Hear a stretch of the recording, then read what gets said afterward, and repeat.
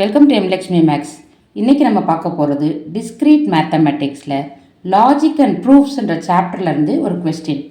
Show that R tends to S can be derived from premises P tends to Q tends to S negation R cup P Q implies R tends to S. இதோட solution பார்ப்போமா?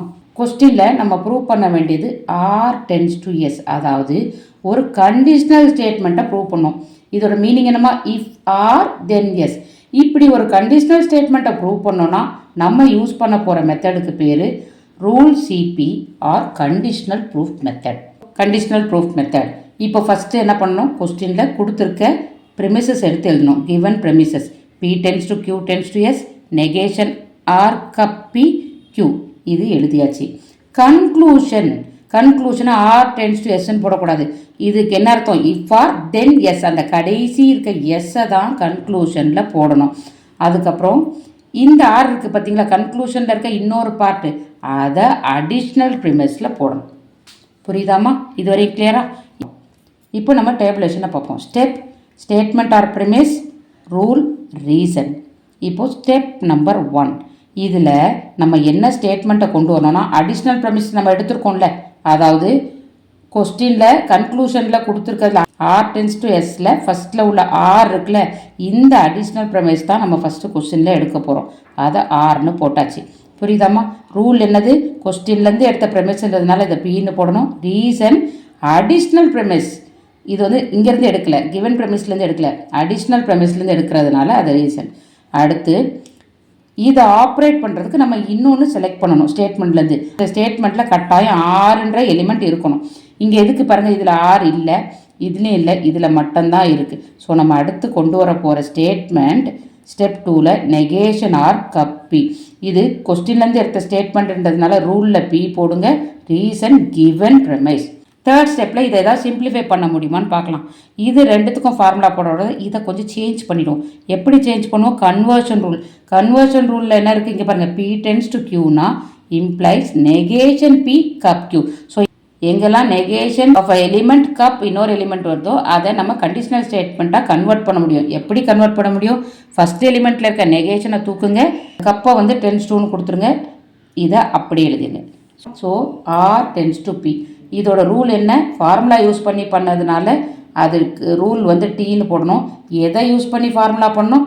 Step 2வை use பண்ணி கொண்டு வந்திருக்கோம். இப்போது இந்த 2 step தான் available இருக்குது. இதை வச்சு நம்மளால் ஃபார்முலா போட முடியும்.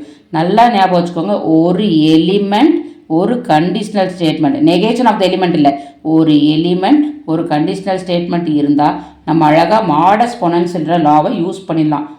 புரியுதாம்மா? ஸோ ஸ்டெப் 4ல் இந்த ரெண்டுத்துக்கும் ஸ்டெப் 1, 3க்கும் நம்ம யூஸ் பண்ண போகிற லா வந்து மாடஸ் பொனன்ஸ்.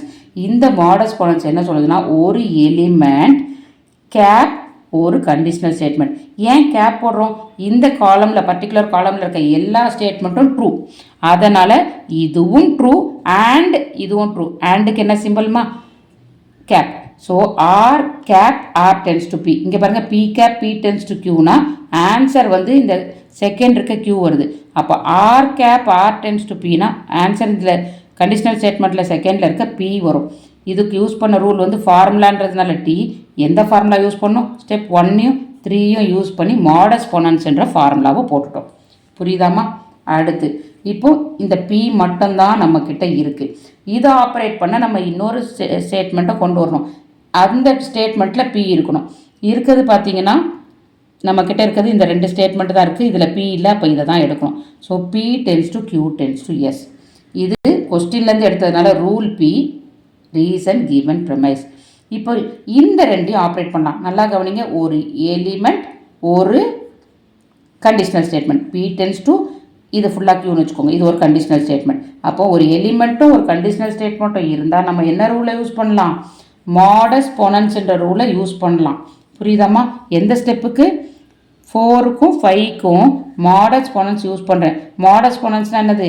இங்கே பாருங்கள், P cap P tends to கியூனா கியூன்ற ஆன்சர் வரும். இங்கே கியூன்றது வந்து கியூ டென்ஸ் டு எஸ். இது வந்து ரூல் வந்து டி, ஃபார்முலா யூஸ் பண்ணோம். எந்த ஃபார்முலா? ஸ்டெப் 4, 5 உடைய மாடஸ் பொனன்ஸ். புரியுதாம்மா? அடுத்து இதுக்கப்புறம் என்ன பண்ணலாம், இப்போது இது ஒரே எலிமெண்ட் இருக்குது, இதை ஆப்ரேட் பண்ண நம்ம இன்னொரு எலிமெண்ட் கொஸ்டின்லேருந்து எடுத்துகிட்டு வரணும். கொஸ்டினில் இருக்க கடைசி எலிமெண்ட் Q, அது இந்த எலிமெண்ட்டில் லிங்க் ஆகிருக்கு. ஸோ அடுத்து Qவை கொண்டு வந்துடுறேன்.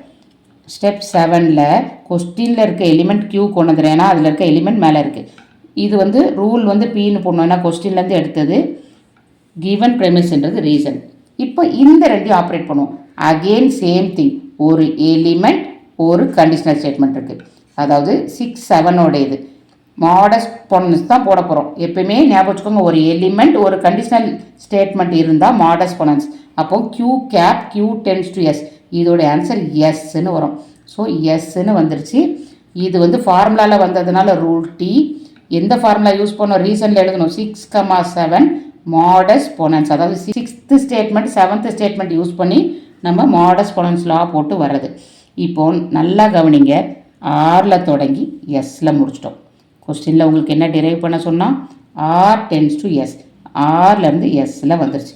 ஆர்லேருந்து எஸ்ஸுக்கு வந்ததுனால R டென்ஸ் டு எஸ்ன்னு போடுறோம். So it is CP rule, அதாவது கண்டிஷ்னல் ப்ரெமிஸ். இது சிபின்றது கண்டிஷ்னல் ப்ரெமிசஸ்.